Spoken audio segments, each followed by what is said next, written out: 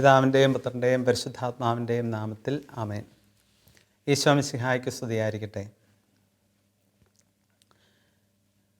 ചൊവ്വാഴ്ചകളിൽ വിശുദ്ധ അന്തോനീസിൻ്റെ ഓർമ്മ ആചരിച്ചുകൊണ്ട് ഏകദിന ധ്യാനവും പ്രാർത്ഥനകളും ശുശ്രൂഷകളും നടക്കുന്ന ഒരു തീർത്ഥാടന ദേവാലയമാണ് പശ്ചാത്തലം. ഒരു മനുഷ്യൻ അവിടെ നടന്നൊരു സംഭവത്തെക്കുറിച്ച് പങ്കുവച്ച ഒരു സാക്ഷ്യമാണ് വചന ശുശ്രൂഷയ്ക്ക് മുമ്പേ ഒന്ന് സാക്ഷ്യപ്പെടുത്താനായിട്ട് ആഗ്രഹിക്കുക. പ്രിയമുള്ളവരെ, ഈ ഏകദിന ധ്യാനത്തിൽ സാധാരണഗതിയിൽ ആ ദിവസം നല്ല ആളുകളാണ് ശുശ്രൂഷയിൽ പങ്കെടുക്കാനായിട്ട് വരിക.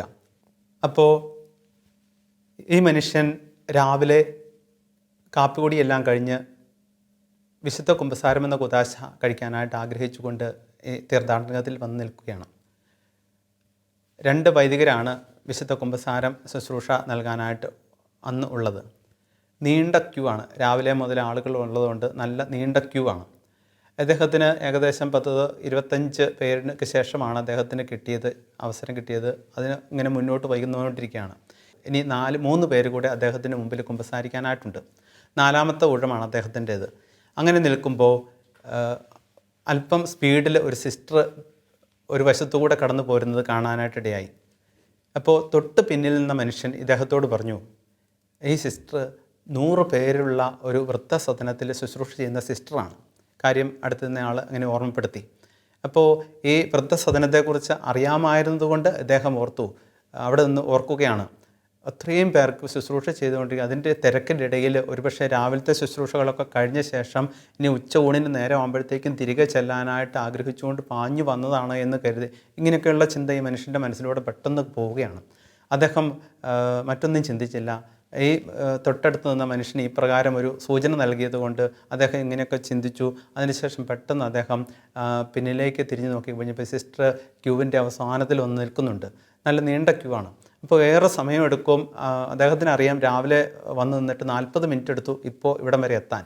അപ്പോൾ അതുകൊണ്ട് ഇനിയും ഈ സിസ്റ്ററിന് ഇനി ഒത്തിരിയേറെ സമയമെടുക്കും, അതിലേറെ സമയമെടുക്കും കുമ്പസാര വേദിയോട് അടുത്തെത്താനെന്ന് മനസ്സിലാക്കിയ മനുഷ്യൻ പെട്ടെന്ന് തിരിഞ്ഞു നിന്ന് ഈ സിസ്റ്ററിനെ കൈകാട്ടി വിളിച്ചു കഴിഞ്ഞപ്പം എന്തോ പറയാനാണ് എന്ന് വിചാരിച്ചുകൊണ്ട് സിസ്റ്റർ മുന്നോട്ടേക്ക് കയറി അടുത്ത് വന്നു കഴിഞ്ഞപ്പോൾ ഈ സിസ്റ്ററിനോട് പറഞ്ഞു, ഇവിടെ നിന്നുകൊള്ളുക, എനിക്ക് പകരം ഇവിടെ നിന്നുകൊള്ളുക, എനിക്കിപ്പോൾ ഇത്തിരി അസൗകര്യമുണ്ട്, ഞാൻ പിന്നീട് വന്ന് കുമ്പസാരിച്ചു കൊള്ളാം. ഇങ്ങനെ പറഞ്ഞ് അദ്ദേഹം ആ സിസ്റ്ററിന് തൻ്റെ അവസരം ആ സിസ്റ്ററിന് കൊടുക്കുകയാണ്. അതിനുശേഷം അദ്ദേഹം അവിടുന്ന് പോയി. അദ്ദേഹം പിന്നീട് പങ്കുവച്ചതാണ് ഈ സിസ്റ്റർ അവിടെ നിന്നും 4ാമത്തെ അവസരമാണ് സിസ്റ്ററിനുണ്ടായിരുന്നത്. അപ്പോൾ സിസ്റ്റർ കുമ്പസാരിച്ച് പോയതിന് ശേഷം ഈ മനുഷ്യൻ ആ ക്യൂവിൻ്റെ 41ാമത്തെ ആളായിട്ട് ആ ക്യൂവിൽ വന്ന് നിൽക്കുകയാണ്. അതിനുശേഷം വീണ്ടും 1 മണിക്കൂർ 20 മിനിറ്റ് എടുത്തു അദ്ദേഹം കുമ്പസാരവേദിയുടെ അടുത്തെത്താൻ. അങ്ങനെയാണ് അദ്ദേഹം വീണ്ടും കുമ്പസാരിച്ച് കടന്നു പോയത് എന്ന് ഈ മനുഷ്യൻ ഒരു സാക്ഷ്യം പങ്കുവെച്ചത് ഓർക്കുകയാണ്. അദ്ദേഹത്തിൽ ഇങ്ങനെ സിസ്റ്ററിന് വേണ്ടി ചെയ്യാനായിട്ട്, അത് ഈശോയ്ക്ക് വേണ്ടി 100ഓളം പേർക്ക് വേണ്ടി അധ്വാനിക്കുന്ന ഒരു സിസ്റ്ററിന് വേണ്ടിയിട്ട് അദ്ദേഹത്തിന് ചെയ്യാൻ പറ്റിയ ഒരു സൽപ്രവൃത്തിയെക്കുറിച്ച് അദ്ദേഹം മറ്റൊരു ക്ലാസ് എടുത്ത് നിൽക്കുമ്പോൾ അദ്ദേഹം ഒരു ഉദാഹരണം എന്നോണം ഒന്ന് പങ്കുവെച്ചതാണ്. ഞാനത് അദ്ദേഹത്തിൻ്റെ സാക്ഷ്യം ഞാനൊരു സാക്ഷ്യമായിട്ട് തന്നെ ഒന്ന് പങ്കുവയ്ക്കാനായിട്ട് ഈ ശുശ്രൂഷ ആരംഭിച്ചതിൻ്റെ കാരണം മറ്റൊന്നല്ല. പ്രിയപ്പെട്ടവരെയും, യോഹന്നാൻ്റെ സുവിശേഷം 15ാമത്തെ അധ്യായത്തിൽ 13ാമത്തെ വചനം അതിപ്രകാരമാണ്, സ്നേഹിതർക്ക് വേണ്ടി ജീവൻ ബലികഴിക്കുന്നതിനേക്കാൾ വലിയ സ്നേഹമില്ല എന്ന് ഈശോ പറഞ്ഞതാണ്. ഈശോയുടെ വചനമാണ്. സ്നേഹിതർക്ക് വേണ്ടി ജീവൻ ബലികഴിക്കുന്നതിനേക്കാൾ വലിയ സ്നേഹമില്ല. ഈ പറഞ്ഞ വചനം ജീവിതത്തിൽ അപ്പാടെ അന്വർത്ഥമാക്കിയ ഒരു വിശുദ്ധൻ്റെ തിരുനാൾ ഇന്ന് സഭ ആഘോഷിക്കുകയാണ്. അത് മറ്റാരുമല്ല, വിശുദ്ധ മാക്സിമിലിയൻ കോൾബയുടെ തിരുനാളാണ്. തിരുനാളിൻ്റെ ആശംസകൾ ഏവർക്കും ഏറെ സ്നേഹത്തോടെ നേരുകയാണ്, ആശംസിക്കുകയാണ്. പ്രാർത്ഥന മംഗളങ്ങൾ. പ്രിയപ്പെട്ടവരെയും, ഈ വചനം സ്നേഹിതർക്ക് വേണ്ടി ജീവൻ ബലികഴിക്കുന്നതിനേക്കാൾ വലിയ സ്നേഹമില്ല എന്ന് പറഞ്ഞത്, അതിന് ആഴത്തിലുള്ള അർത്ഥമാണ് ആ വചനത്തിനുള്ളത്. പ്രിയമുള്ളവരെ, നമ്മൾ കാണുന്നുണ്ട്, ജീവൻ ബലികഴിക്കുക എന്ന് പറഞ്ഞാൽ ഇതിൽ പരം മറ്റൊന്നില്ല. അത് അന്ന് കർത്താവ് പറഞ്ഞ വചനം ജീവിതത്തിൽ ഒരുപക്ഷെ മറ്റാരും ഇതുപോലെ പ്രാവർത്തികമാക്കിയിട്ട് ഉണ്ടാവില്ല എന്ന് വിചാരിക്കുകയാണ്. അപ്പാടെ പ്രാവർത്തികമാക്കിയ ഒരുപക്ഷെ ഏക വിശുദ്ധനാണ് വിശുദ്ധ മാക്സിമിലിയൻ കോൾബെ. നമുക്കറിയാം, ഈ ജീവൻ ബലികഴിക്കുന്നതിനേക്കാൾ വലിയ സ്നേഹമില്ല എന്ന് പറഞ്ഞ വചനത്തിൻ്റെ പൂർത്തീകരണം ഒത്തിരി പേര് നടത്തുന്നുണ്ട്. ഞാനും നിങ്ങളുമൊക്കെ ഇതിൻ്റെയൊക്കെ ഭാഗഭാക്കുകളാണ്. അത് പലതരത്തിലാണെന്ന് മാത്രമേ ഉള്ളൂ, വിവിധ തരത്തിലാണെന്ന് മാത്രമേ ഉള്ളൂ. എങ്ങനെയാണ് സമയത്തിലൂടെ ആകാം ഈ ജീവൻ ബലി കഴിക്കുന്നത്, അല്ലെങ്കിൽ സഹായമായിട്ടായിരിക്കാം ബലി കഴിക്കുന്നത്. അതുപോലെ ആഹാരമില്ലാത്തവന് ആഹാരം നൽകുക വഴിയായിരിക്കാം എൻ്റെ ജീവൻ്റെ ഒരു ഒരു ഭാഗമായിട്ടുള്ള ഈ ആഹാരം ഞാൻ ആ വ്യക്തിക്ക് നൽകുന്നത്. അതുപോലെ എൻ്റെ കഴിവ് അത് മറ്റുള്ളവർക്ക് വേണ്ടി ഞാൻ ഉപയോഗിക്കുമ്പോൾ അത് ജീവൻ ബലി കഴിക്കുന്നതിൻ്റെ ഒരു ഭാഗമാണ്. അതുപോലെ എൻ്റെ സമ്പത്തിൻ്റെ ഒരു പോർഷൻ ഞാൻ മറ്റുള്ളവരുടെ ഉന്നമനത്തിന് വേണ്ടി, വളർച്ചയ്ക്ക് വേണ്ടി, അവരുടെ ബുദ്ധിമുട്ടിൽ സഹായമായി നൽകുമ്പോൾ അത് എൻ്റെ ജീവൻ്റെയും ജീവിതത്തിൻ്റെയും ഒരു ഭാഗം ഞാൻ നൽകുകയാണ്. അതുപോലെ വസ്ത്രമില്ലാത്തൊരു വ്യക്തിക്ക് എൻ്റെ ഒരു വസ്ത്രം ഞാൻ നൽകും, നല്ലൊരു വസ്ത്രം ഞാൻ നൽകും, ഏറ്റവും നല്ലത് ഞാൻ നൽകുമ്പോൾ എൻ്റെ ഒരു ഭാഗം ഞാൻ പങ്കുവയ്ക്കുകയാണ് ചെയ്യുക. അതുപോലെ എൻ്റെ ആരോഗ്യം മറ്റുള്ളവരുടെ വളർച്ചയ്ക്ക് വേണ്ടിയിട്ടാകാം, ഉയർച്ചയ്ക്ക് വേണ്ടിയിട്ടാകാം, അല്ലെങ്കിൽ മറ്റുള്ളവരെ വയ്യാത്തവരെ ഉയർത്തുന്നതിന് വേണ്ടിയിട്ടാകാം. എൻ്റെ ആരോഗ്യം ഞാൻ ചിലവഴിക്കുമ്പോൾ ഈ വചനത്തിൻ്റെ ഒരു ഭാഗമാവുകി തീരുകയാണ് ഞാൻ. അതുപോലെ എൻ്റെ ദശാംശം, എനിക്ക് ലഭിക്കുന്ന എൻ്റെ ശമ്പളത്തിൻ്റെ, എൻ്റെ ജോലിയുടെ പ്രതിഫലത്തിൻ്റെ ഒരു ദശാംശം ഞാൻ കർത്താവിന് വേണ്ടിയിട്ട്, അവനെ സ്നേഹിക്കാൻ വേണ്ടിയിട്ട്, ആർക്കെങ്കിലുമൊക്കെ ശുശ്രൂഷയ്ക്കായിട്ട് നൽകുമ്പോൾ അത് ഈ വചനത്തിൻ്റെ മറ്റൊരു ഭാഗമായിട്ട് മാറുകയാണ്. അതുപോലെ എൻ്റെ കിടപ്പാടം, എൻ്റെ ഭവനം, അതല്ലെങ്കിൽ എൻ്റെ മറ്റൊരു സ്ഥലത്തിൻ്റെ ഒരു ഭാഗം കിടപ്പാടമില്ലാത്തൊരു വ്യക്തിക്ക് വീട് വയ്ക്കാനായിട്ട് ഞാൻ കൊടുക്കുമ്പോൾ ഈ വചനത്തിൻ്റെ യോഹന്നാൻ്റെ സുവിശേഷം 15:13 ഒരു അന്വർത്ഥമാകലൊക്കെയാണ് ഒരു തരത്തിൽ പറഞ്ഞാൽ ഞാൻ എൻ്റെ ജീവിതം കൊണ്ട് പ്രാവർത്തികമാക്കുക. പ്രിയപ്പെട്ടവരെ, ഈ വിശുദ്ധ മാക്സിമിലിയൻ കോൾബയെക്കുറിച്ച് നമ്മൾ ഇന്ന് ധ്യാനിക്കുമ്പോൾ അദ്ദേഹത്തിൻ്റെ ജീവചരിത്രത്തിലൂടെ പെട്ടെന്നൊന്ന് കടന്നു പോകാനായിട്ട് ശ്രദ്ധിക്കുന്നതും ഉചിതവും ഉത്തമവുമാണെന്ന് വിചാരിക്കുകയാണ്. നമ്മൾ കാണുന്നുണ്ട് 1894 മാക്സിമിലിയൻ കോൾബെ പോളണ്ടിലെ ഒരു കൊച്ചു ഗ്രാമത്തിൽ ജനിക്കുക. അദ്ദേഹം ജനിച്ചു വളർന്ന വഴിയിൽ അദ്ദേഹത്തിൻ്റെ ഉള്ളിലുണ്ടായിരുന്ന വലിയൊരു ആഗ്രഹം ക്രൂശിതനായ ഈശോയ്ക്ക് വേണ്ടി ജ്വലിക്കുക എന്നുള്ളതാണ്. ക്രൂശിതനായ ഈശോയ്ക്ക് വേണ്ടി ജ്വലിക്കാനായിട്ടുള്ളൊരു തീഷ്ണത അദ്ദേഹത്തെ അപ്പാടെ ഗ്രസിച്ചതാണ്. അതുകൊണ്ട് അദ്ദേഹം ക്രൂശിതനോടുള്ള തീഷ്ണതയാൽ 1910 ഫ്രാൻസിസ്കൻ സന്യാസ സമൂഹത്തിൽ ചേരുകയാണ് അദ്ദേഹം ചെയ്തത്. അങ്ങനെ ക്രൂശിതനോടുള്ള തീഷ്ണത അദ്ദേഹം അത് ജീവിതത്തിലൂടെ പ്രാവർത്തികമാക്കാനായിട്ട് ആഗ്രഹിച്ച വ്യക്തിയാണ്. അങ്ങനെ ഫ്രാൻസിസ്കൻ സഭയിൽ ചേർന്ന അദ്ദേഹം 1918 വൈദികനായി അഭിഷിക്തനായി. പിന്നീട് 1932 പോളണ്ടിലേക്ക് പോകുന്ന വഴി നമ്മുടെ കൊച്ചു കേരളത്തിലും അദ്ദേഹം വരാനായിട്ടിടയായി. എറണാകുളത്തും ആലുവയിലുമൊക്കെ അദ്ദേഹം സന്ദർശനം നടത്തിയതായിട്ട് ചരിത്രം രേഖപ്പെടുത്തിയിട്ടുണ്ട്. പിന്നീട് ഹോളണ്ടിൽ എത്തിയ അദ്ദേഹത്തെ രണ്ടാം ലോകമഹായുദ്ധ കാലഘട്ടത്തിൽ അഭയാർത്ഥികളെ സഹായിച്ചു എന്നുള്ള കുറ്റം ചുമത്തി അദ്ദേഹത്തെ നാസി തടങ്കലിലാക്കി. പിന്നീട് നാളുകൾക്ക് ശേഷം അദ്ദേഹം സ്വതന്ത്രനായി എങ്കിലും വീണ്ടും അദ്ദേഹത്തെ ഇതേ കുറ്റം തന്നെ ചുമത്തി വീണ്ടും തടങ്കലിലാക്കി. അങ്ങനെ തടങ്കലിൽ കഴിയുന്ന കാലഘട്ടം അത് ഏറെ നാളുകൾ ഉണ്ടായിരുന്നു എന്നാണ് ചരിത്രം സാക്ഷ്യപ്പെടുത്തുന്നത്. 1941 ജൂലൈ 24 ഒരു തടവുകാരൻ ജയിൽ ചാടി രക്ഷപ്പെട്ടു. അപ്പോൾ തടവുകാർ ജയിൽ ചാടിക്കഴിഞ്ഞാൽ ഉത്തരവാദിത്തപ്പെട്ടവർ പോലും ശിക്ഷ ഏൽക്കേണ്ടി വരുന്ന പശ്ചാത്തലമുണ്ട്. അപ്പോൾ എന്ത് ചെയ്തു എന്ന് ചോദിച്ചു കഴിഞ്ഞാൽ ഈ തടവ് ചാടിയ തടവുകാരന് പകരമായിട്ട് 10 പേരെ പട്ടിണിക്കിട്ട് കൊല്ലാനായിട്ട് തീരുമാനമെടുക്കുകയാണ്. 10 പേരെ പട്ടിണിക്കിട്ട് കൊല്ലാനായിട്ട് തീരുമാനമെടുക്കുകയാണ്. അങ്ങനെ ഓരോരുത്തരുടെ ഊഴം ഇങ്ങനെ വന്നുകൊണ്ടിരുന്നു. അവസാനം ഭാര്യയും 9 മക്കളുമുള്ള ഒരു മനുഷ്യൻ അദ്ദേഹത്തിൻ്റെ ഊഴമായി. അദ്ദേഹം ആകെപ്പാടെ ചഞ്ചലിച്ച് നിൽക്കുകയാണ്. 9 മക്കളുണ്ട്, അവരുടെ ഭാവി, കാത്തിരിക്കുന്ന ഭാര്യ, ഇവരെക്കുറിച്ചുള്ള ഓർമ്മ അദ്ദേഹത്തെ ഒത്തിരി അസഹ്യപ്പെടുത്തി. അദ്ദേഹം ഉത്തരവാദിത്തപ്പെട്ടവരുടെ മുൻപിൽ പോയി കരഞ്ഞ് താണുവീണ് അപേക്ഷിച്ചു, എനിക്കിതിൽ നിന്ന് ഒഴിവ് തരണമെന്ന്. ഇത് ശ്രദ്ധയിൽപ്പെട്ട മാക്സിമിലിയൻ കോൾബെ ചെയ്തതെന്തെന്നോ, അദ്ദേഹം ഈ ഉത്തരവാദിത്തം ഏറ്റെടുക്കുകയാണ്. ഈ മനുഷ്യൻ്റെ 9 മക്കളെക്കുറിച്ചും ഭാര്യയെക്കുറിച്ചുമുള്ള ചിന്ത അദ്ദേഹത്തെ ഒത്തിരി അസ്വസ്ഥനാക്കുന്നു എന്ന് കണ്ട് അദ്ദേഹം അതിനു വേണ്ടിയിട്ട് അവർക്ക് വേണ്ടി ജീവിക്കാനുള്ള ആഗ്രഹം പ്രകടിപ്പിച്ചതെല്ലാം കണ്ടു നിന്ന് അദ്ദേഹം ഈ മനുഷ്യനോട് പറഞ്ഞു, ഉത്തരവാദിത്തപ്പെട്ടവരോട് പറഞ്ഞു, 9 മക്കളും ഭാര്യയുമുള്ള മനുഷ്യന് വേണ്ടിയിട്ട് ഞാൻ വന്നുകൊള്ളാം, ഞാൻ പകരം വരാം.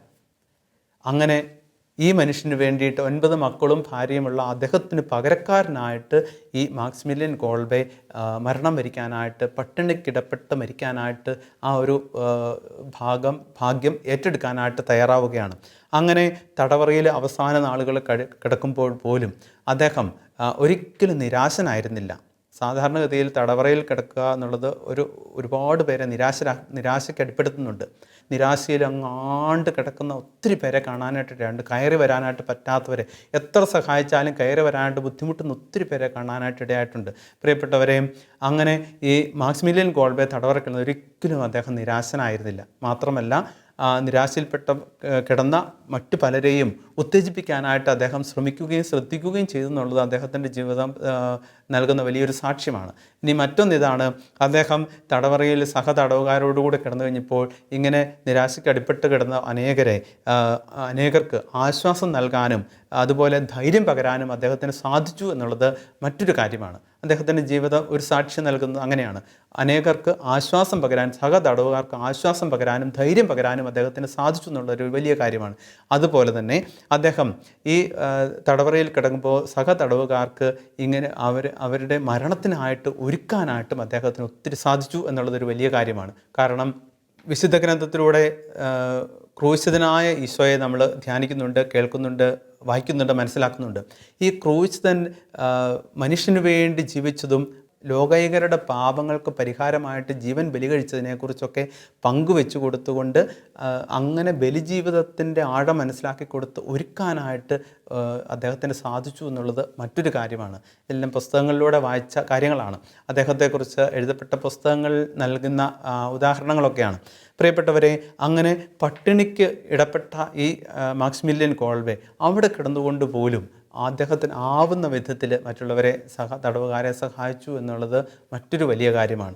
ഇങ്ങനെ പട്ടിണിക്കിടപ്പെട്ട് കൊല്ലപ്പെടാനായിട്ട് കിടക്കുന്ന അവസരത്തിൽ ഏറെ ദിവസങ്ങൾ കിടക്കേണ്ടി വന്നു. എന്നിട്ടും അദ്ദേഹം മരിച്ചില്ല എന്നുള്ളത് ചരിത്രം സാക്ഷ്യപ്പെടുത്തുന്നുണ്ട്. മരിക്കാതെ കിടന്ന അദ്ദേഹത്തെ മാരകമായ വിഷം കുത്തിവെച്ച് ആണ് കൊലപ്പെടുത്തിയത് എന്നും ചരിത്രം സാക്ഷ്യപ്പെടുത്തുന്നുണ്ട്. പ്രിയപ്പെട്ടവരെ, 1982 ഒക്ടോബർ 10 ജോൺ പോൾ രണ്ടാമൻ മാർപ്പാപ്പ ഈ മാക്സിമിലിയൻ കോൾബെയെ വിശുദ്ധനായിട്ട് ഔദ്യോഗികമായിട്ട് പ്രഖ്യാപിച്ചു. കാരണം ഒന്നേ ഉള്ളൂ, യോഹന്നാന്റെ സുവിശേഷം 15-ാമത്തെ അധ്യായം 13-ാമത്തെ വചനം ജീവിതത്തിൽ പ്രാവർത്തികമാക്കി എന്നുള്ളതാണ്. അതിൻ്റെ ശക്തിയുക്തം അദ്ദേഹം പ്രാവർത്തികമാക്കി എന്നുള്ളതാണ് അദ്ദേഹത്തെ വിശുദ്ധനായിട്ട് പ്രഖ്യാപിക്കാനായിട്ടുള്ള ഏറ്റവും പ്രധാനപ്പെട്ട ഒരു കാരണം. ഒരേ ഒരു വചനം അത് ജീവിതത്തിൽ അന്വർത്ഥമാക്കി, അതിൻ്റെ ഏറ്റവും പൂർണ്ണതയിൽ അന്വർത്ഥമാക്കാനായിട്ട് പറ്റി എന്നുള്ളത്. പ്രിയമുള്ളവരെ, നമുക്കൊന്നും ഇത്രയും ഒരിക്കലും പറ്റത്തില്ല. നമുക്കല്ല, മറ്റാർക്കും തന്നെ പറ്റത്തില്ലാത്തൊരു കാര്യമാണ് ജീവൻ ബലി കൊടുക്കുക. ഈശോ ചെയ്തതുപോലെ തന്നെ ജീവൻ പകരം കൊടുക്കുക, മാറ്റിവെക്കുകയല്ല, പകരം കൊടുക്കുക. അത് പറ്റുക എന്ന് പറഞ്ഞാൽ ഇതിലപ്പുറം ഇനി മറ്റൊന്നില്ല. അപ്പോൾ അത്രയും ശക്തമായ ഒരു ഉദാഹരണത്തിൻ്റെ ഒരു സാക്ഷ്യമാണ് ഈ മാക്സിമിലിയൻ കോൾബെ. ജോൺ പോൾ രണ്ടാമൻ മാർപ്പാപ്പ അദ്ദേഹത്തെ വിശുദ്ധനായിട്ട് പ്രഖ്യാപിച്ചത് പല കാരണങ്ങൾ കൊണ്ടാണ്. അദ്ദേഹം പത്രപ്രവർത്തകരുടെ, കുടുംബങ്ങളുടെ, അതുപോലെ സത്യത്തിനായിട്ട് നിലകൊണ്ടവരുടെ അല്ലെങ്കിൽ നിലകൊള്ളുന്നവരുടെ, അതുപോലെ തടവറയിൽ കിടക്കുന്നവരുടെ മധ്യസ്ഥനായിട്ട് കൂടെ പ്രഖ്യാപിക്കുക. അങ്ങനെ ഈ ഇത്രയും കൂട്ടരുടെ മധ്യസ്ഥനായിട്ടാണ് വിശുദ്ധ മാക്സിമിലിയൻ കോൾബെ ഇന്ന് സഭയിൽ അറിയപ്പെടുക. പ്രിയപ്പെട്ടവരെ, യോഹന്നാന്റെ സുവിശേഷം 15-ാമത്തെ അധ്യായം 9-ാമത്തെ തിരുവചനം ഇപ്രകാരം പങ്കുവയ്ക്കും: പിതാവ് എന്നെ സ്നേഹിച്ചതുപോലെ ഞാനും നിങ്ങളെ സ്നേഹിക്കുന്നു, നിങ്ങൾ എൻ്റെ സ്നേഹത്തിൽ നിലനിൽക്കുവിൻ. പിതാവ് എന്നെ സ്നേഹിച്ചതുപോലെ ഞാനും നിങ്ങളെ സ്നേഹിക്കുന്നു. അപ്പോൾ പിതാവ് എന്നെ സ്നേഹിച്ചത് എങ്ങനെയാണ്? അത് നമുക്കറിയാം. പിതാവിൻ്റെ സ്നേഹത്തിൽ ഈശോ നിലനിന്നത് നമുക്കറിയാം രാത്രിയാമങ്ങളിലുള്ള ഈശോയുടെ പ്രാർത്ഥനാ ബന്ധത്തിലൂടെയാണ്. പിതാവുമായിട്ടുള്ള ഐക്യത്തിലായിരിക്കാനായിട്ട് ഈശോ ഉപയോഗിച്ച് രാത്രിയാമങ്ങളാണ്. എന്നുവെച്ചാൽ പകൽ മുഴുവൻ ഈശോ മനുഷ്യനോടൊപ്പം മനുഷ്യൻ്റെ ജീവിതത്തിൽ മനുഷ്യൻ്റെ വേദനകൾ കണ്ട് അവരെ പിതാവിലേക്ക് അടുപ്പിക്കാനായിട്ട് ശ്രമിച്ചു. അതേസമയം തന്നെ രാത്രിയുടെ യാമങ്ങൾ പിതാവുമായിട്ട് ഒറ്റയ്ക്ക് ഏകാന്തതയിൽ മലമുകളിൽ ഒക്കെ പോയിരുന്ന ഈശോ പ്രാർത്ഥിച്ചിരുന്നു. പിതാവുമായിട്ടുള്ള ബന്ധത്തിലായിരുന്ന ഈശോ. അപ്പോൾ ഇതാണ് പിതാവ് എന്നെ സ്നേഹിച്ചതുപോലെ ആ ബന്ധത്തിൽ പിതാവിൻ്റെ സ്നേഹം ഒപ്പിയെടുത്ത ഈശോ പറഞ്ഞു വെക്കുന്നതാണ്: പിതാവ് എന്നെ സ്നേഹിച്ചതുപോലെ ഞാനും നിങ്ങളെ സ്നേഹിച്ചു. അതാണ് ഈശോ ഓരോ തുറയിലുള്ളവർക്കും ഈശോ നൽകിയ സ്നേഹം. ഇതാണ് രോഗികൾക്ക് സൗഖ്യമായിട്ട്, അടിച്ചമർത്തപ്പെട്ടവർക്ക് സ്വാതന്ത്ര്യമായിട്ട്, വിശക്കുന്നവന് ആഹാരമായിട്ട്, ഇങ്ങനെ ഓരോരുത്തർക്കും അവരവരുടെ ജീവിത പന്ഥാവിൽ നിന്നുകൊണ്ട് തന്നെ ഈശോ കരുണയായി സ്നേഹമായിട്ട് അവതരിച്ചു. അപ്പോൾ പിതാവിൽ നിന്നും രാത്രിയാമങ്ങളിൽ ഏറ്റുവാങ്ങിയ സ്നേഹം പകലിൽ ഈശോ പകർന്നു നൽകിയതിനെക്കുറിച്ചാണ് സുവിശേഷങ്ങൾ നമ്മളെ ഓർമ്മപ്പെടുത്തുന്നതും പഠിപ്പിക്കുന്നതും പറഞ്ഞു തരുന്നതും പ്രബോധനം നൽകുന്നതുമൊക്കെ. അങ്ങനെ പിതാവ് എന്നെ സ്നേഹിച്ചതുപോലെ ഞാൻ നിങ്ങളെ സ്നേഹിച്ചു, എൻ്റെ സ്നേഹത്തിൽ നിലനിൽക്കുവിൻ. അതുകൊണ്ടാണ് ആ സ്നേഹത്തിൽ നിലനിൽക്കാൻ വേണ്ടിയിട്ടാണ് അവസാനം അവൻ കൂദാശയായത്. കുർബാന എന്ന കൂദാശയായതിൻ്റെ അർത്ഥം അതാണ്. അപ്പോൾ ആ സ്നേഹത്തിൽ, പിതാവിൻ്റെ സ്നേഹത്തിൽ നിലനിന്നതുപോലെ പുത്രനായ ഈശോയുടെ സ്നേഹത്തിൽ ഞാൻ നിലനിൽക്കാൻ വേണ്ടി അവൻ എൻ്റെ ജീവിതത്തിൽ ഇന്നും അപ്പമായി വരുന്നു വിശുദ്ധ കുർബാനയിലൂടെ. അപ്പോൾ ഈ വിശുദ്ധ കുർബാന സ്വീകരിക്കുന്നതിലൂടെയാണ് ഈശോയുമായിട്ടുള്ള സ്നേഹത്തിൽ നിലനിൽക്കാനായിട്ട് എനിക്ക് അല്ലെങ്കിൽ നിങ്ങൾക്ക് അല്ലെങ്കിൽ നമുക്ക് ഇന്ന് സാധിക്കുക. അതിനുള്ള മാർഗം ഈശോയുടെ മുമ്പിലായിരിക്കാനായിട്ട് കൂടുതൽ സമയം ചിലവഴിക്കുക എന്നുള്ളതാണ് ആദ്യത്തെ പടി. ഈശോയ്ക്ക് വേണ്ടി സമയം കൊടുക്കാനായിട്ട് പറ്റുന്ന ഒരു വ്യക്തിക്ക് എനിക്ക് വേണ്ടി തന്നെ സ്വയം സമയം കൊടുക്കാൻ പറ്റും. അങ്ങനെയുള്ള ഒരാൾക്ക് മറ്റുള്ളവർക്ക് വേണ്ടിയും സമയം കൊടുക്കാനായിട്ട് പറ്റും.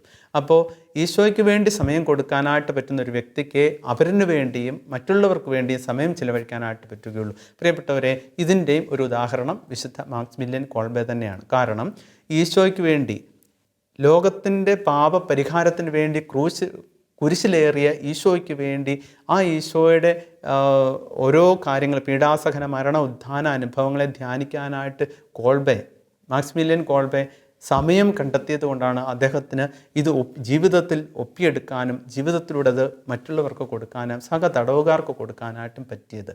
അപ്പോൾ ഞാൻ നിങ്ങളെ സ്നേഹിച്ചതുപോലെ നിങ്ങൾ എൻ്റെ സ്നേഹത്തിൽ നിലനിൽക്കും. ആ സ്നേഹത്തിൽ നിലനിൽക്കാനായിട്ട് കർത്താവ് ഓർമ്മപ്പെടുത്തുന്നതാണ്. 12-ാമത്തെ വചനം യോഹന്നാൻ സുവിശേഷം 15:12 ഇങ്ങനെയാണ്: ഞാൻ നിങ്ങളെ സ്നേഹിച്ചതുപോലെ നിങ്ങളും പരസ്പരം സ്നേഹിക്കുവിൻ.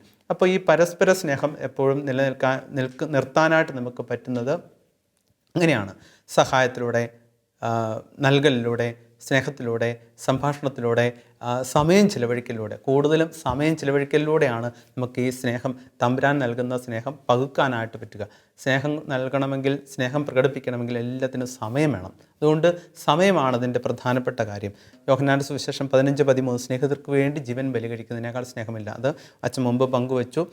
സമയത്തിൻ്റെ പങ്കുവയ്ക്കലാകാം, സഹായമാകാം, ആഹാരമാകാം, കഴിവാകാം, സമ്പത്താകാം, വസ്ത്രമാകാം, ആരോഗ്യമാകാം, ദശാംശമാകാം, കിടപ്പാടമാകാം. അപ്പോൾ ഇതെല്ലാം പങ്കുവയ്ക്കുന്നത്, ജീവൻ പങ്കുവയ്ക്കുന്നതിന് തന്നെ തത്തുല്യമാണ്. പക്ഷേ വിശുദ്ധ മാക്സിമിലിയൻ കോൾബെ പങ്കുവച്ചതുപോലെ എങ്ങും ആകുന്നില്ല എന്നുള്ളത് യാഥാർത്ഥ്യം നമ്മൾ മനസ്സിലാക്കിയിരിക്കുക. എങ്കിലും അതിൻ്റെ ഭാഗമാക്കാനൊക്കെ ആയിട്ട് നമുക്ക് സാധിക്കുന്നുണ്ട് എങ്കിൽ നമുക്ക് നന്ദി പറയാനായിട്ട് പറ്റട്ടെ.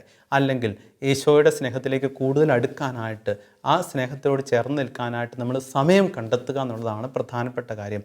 ഈ വിശുദ്ധ മാക്സിമിലിയൻ കോൾബെ ചെയ്ത ഏറ്റവും പ്രധാനപ്പെട്ട കാര്യമാണ് തമ്പുരാൻ്റെ സ്നേഹത്തിൽ നിൽക്കാനായിട്ട് സമയം കണ്ടെത്തി. അതുകൊണ്ടാണ് സഹോദരങ്ങൾക്ക് വേണ്ടി സ്നേഹം പകരാനായിട്ട് അദ്ദേഹത്തിന് സമയമുണ്ടായത്. തമ്പുരാന് കൊടുക്കാൻ സമയമുണ്ടെങ്കിലേ മറ്റുള്ളവർക്ക് കൊടുക്കാനും സമയമുണ്ടാകൂ എന്നൊരു വശം അതിൻ്റെ പിന്നിലുണ്ട്. പ്രിയപ്പെട്ടവരെ, 11.5 വർഷമായിട്ട് അരയ്ക്ക് താഴെ തളർന്നു കിടപ്പായ ഒരു ഭാര്യയ്ക്ക് വേണ്ടിയിട്ട് ഭർത്താവ് തൻ്റെ മുഴുവൻ സമയവും ചിലവഴിക്കുന്നതിനെക്കുറിച്ച് അച്ഛന് അറിയാം. ഒരു ഉദാഹരണമാണ്. 11.5 വർഷമായിട്ട് അരയ്ക്ക് താഴെ തളർന്ന് കിടപ്പായ ഭാര്യയ്ക്ക് വേണ്ടി മുഴുവൻ സമയം ചിലവഴിക്കുന്ന ഒരു ഭർത്താവിൻ്റെ ചിത്രമുണ്ട് മുന്നിൽ. പ്രിയപ്പെട്ടവരെ, 11.5 വർഷം എന്ന് പറഞ്ഞാൽ ചില്ലറയൊന്നുമല്ല, നീണ്ട വർഷങ്ങളാണ്. അപ്പോൾ ഒരുപാട് കാര്യങ്ങൾ ചെയ്യാമായിരുന്ന സാഹചര്യങ്ങളും ചുറ്റുപാടുകളും എല്ലാം അദ്ദേഹത്തിന് മാറ്റിവെക്കേണ്ടതുണ്ട്. സ്വന്തം ഭാര്യയ്ക്ക് വേണ്ടിയിട്ട് 11.5 വർഷം മുഴുവൻ സമയ ശുശ്രൂഷ. അദ്ദേഹം പണിക്ക് പോകുന്ന മനുഷ്യനാണ്, മറ്റ് ആളുകളുടെ പറമ്പിൽ അധ്വാനിക്കുന്ന മനുഷ്യനാണ്. രാവിലെ പങ്കാളിക്ക് വേണ്ടിയിട്ട് വേണ്ട ശുശ്രൂഷകളെല്ലാം ചെയ്ത് ഭക്ഷണമെല്ലാം അദ്ദേഹം തന്നെ തയ്യാറാക്കി വയ്ക്കും.